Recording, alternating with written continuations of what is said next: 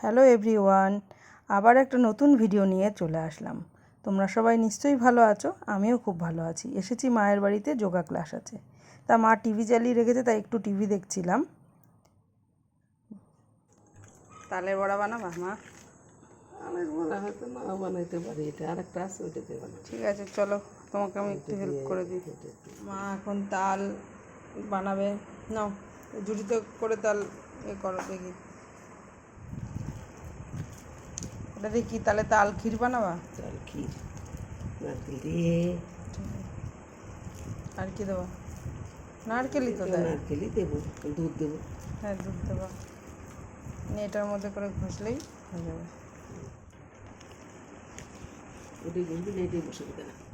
মা একটু জল দিয়ে নরম করে দিল, এবার আমি ঝুড়িটার মধ্যে ঘষে নিচ্ছি। এইভাবেই তালের গোলাটা বানাতে হয়, তোমরা তো নিশ্চয়ই জানো সবাই। আমি কিন্তু ভীষণ ভালোবাসি তাল ক্ষীর খেতে। তোমরা কারা পছন্দ করো তাল ক্ষীর খেতে অবশ্যই কমেন্ট করে জানাবে।